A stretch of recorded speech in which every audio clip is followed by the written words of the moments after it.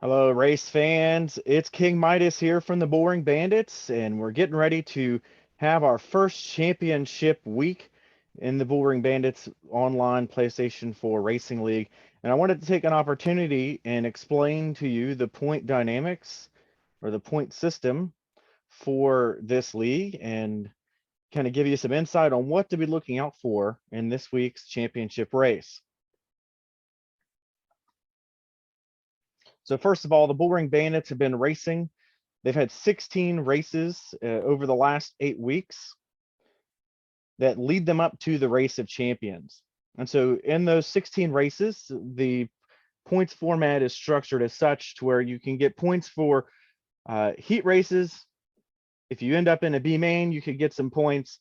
And then ultimately, where the points really matter in the A main. And so for the heat race, win, you get 2 bonus points, and then top 3 also get some points there for second and third, each getting a point.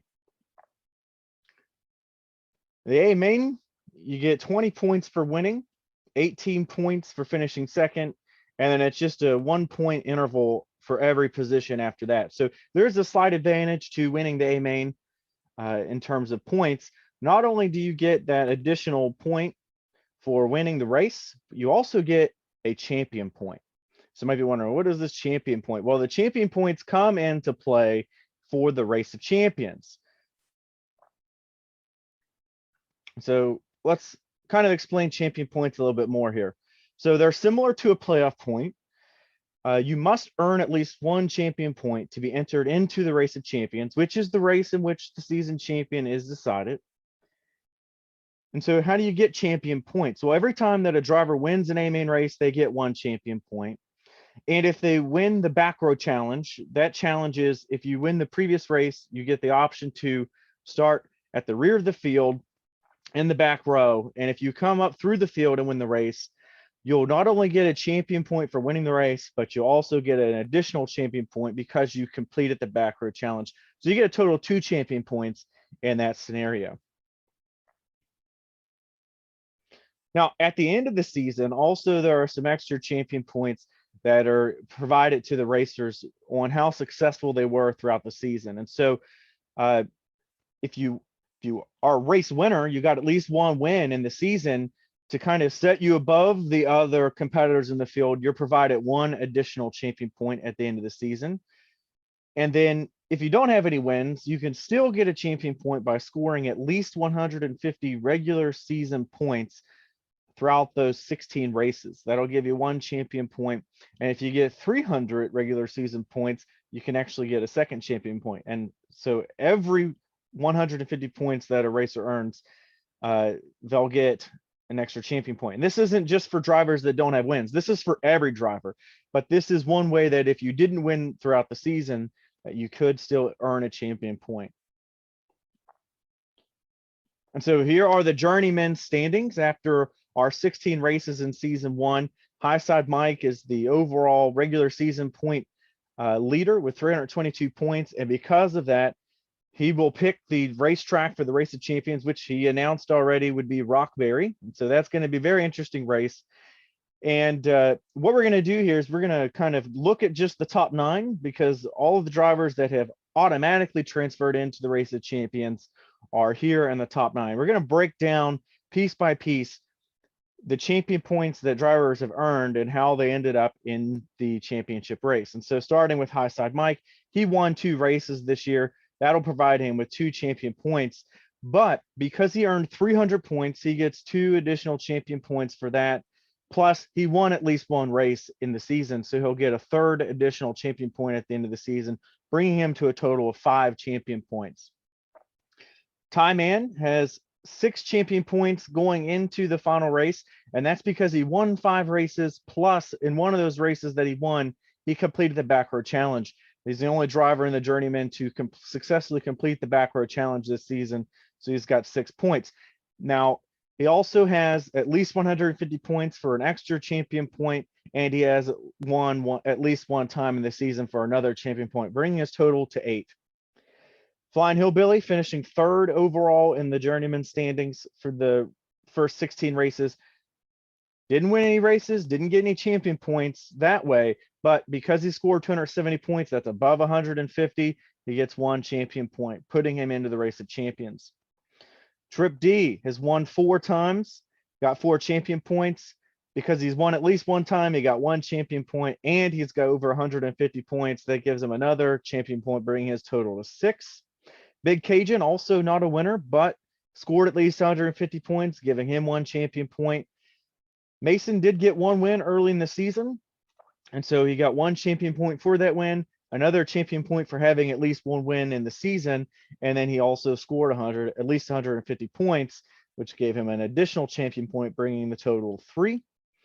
Pop Rivet got 190, needed 150, so he ended up getting a champion point. Now, in 8th was Mr. Camaro Yinko. No wins, and unfortunately didn't score at least 150 points, so doesn't advance to the race of champions directly in this point system.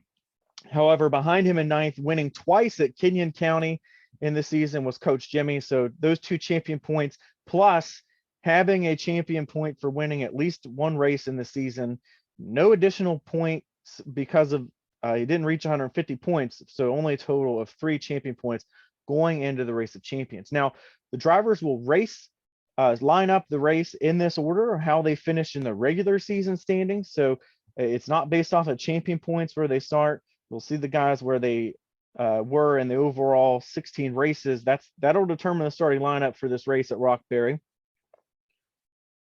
So that's kind of why they're listed in this order. So first it'll be Highside Mike, then Tie Man, Flying Hillbilly will start 3rd, Trip D will start 4th, Big Cajun 5th, Mason Racing will be 6th on the grid, Pop Rivet 7th, and 8th will be Coach Jimmy. And there is 1 spot available for another driver that could transfer in to the race of champions. And so we have the ROC shootout, which will be prior to the race of champions. It'll also be at Rockberry. It's going to be a 50% race at Rockberry, whereas the race of champions is a 100% race. And so these drivers on the right are eligible. They didn't receive any champion points, but they've got 1 last chance here to transfer to the championship race and earn 1 champion point by winning the ROC shootout. And so be looking for Mr. Camaro Yinko there, Farmer, Smoking Aces, who has come on really strong here, joining late in the season. Avery will be eligible as well. TNT, the Commander, also joining late in the season, and then Maltube. All of these drivers have 1 final chance in the ROC shootout to transfer.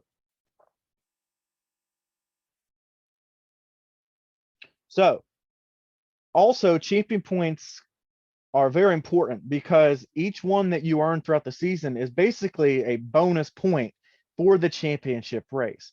And so here's the point structure for the race of champions. There's no heat races, there's no B main, so there's no points there, but all of our points that would have been regular season points are now champion points. So if you win the race, you get 20 champion points added to your champion point bank that you've earned throughout the season. Plus, you still get a champion point for winning the race. And so that gives you a little bit of an extra benefit here because you can earn 21 champion points by winning the race. That's a 3-point difference back to 2nd place. 2nd place is only going to earn 18 champion points. 3rd place will get 17, 4th, 16th, and on back. So all these points are champion points. You add them to your bonus points that you earned as champion points throughout the season. The overall winner is the champion.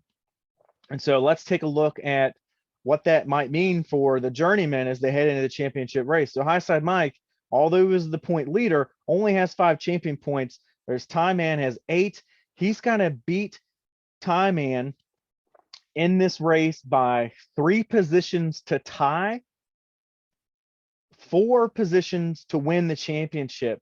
Now, for Highside Mike, because he has more regular season points than Tie Man, in the event of a tie, Highside Mike would actually win the championship due to that being the tiebreaker, having 322 points over Tie Man's 275 points. And so Highside Mike really needs to win this race. That'll guarantee him a win for the championship, or he needs to beat Tie Man by 3 positions. Trip D back and forth is in a very similar position. He's got an extra champion point over Highside Mike. So be looking for Trip D to go out there and try to win this race. Flying Hillbilly, Big Cajun, Pop Rivet, all only have one champion point. So they're going to really have to overcome some obstacles here to win the championship, but they still have an opportunity to put themselves higher in the rankings or to hold their position where they're at by having more champion points than the other drivers in the race. Mason Racing Coach Jimmy, similar situation for them as well. They've got 3 champion points. They're going to have to beat Tie Man by at least 6 positions to clinch the championship. That's going to be tough in this field of only 9 drivers are going to be racing. So every position is going to count in this race. Okay, let's also take a look at the Master Division. They have a championship race this week as well for season 1.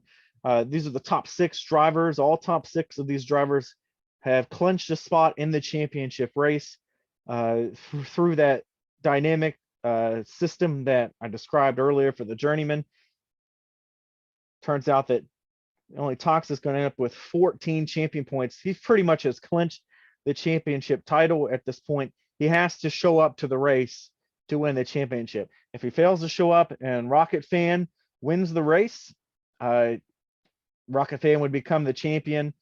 Hammer at 4 champion points, King Midas at 4 champion points could also win in that situation, as well as Hammer with 4 and as well as Champ and J Money.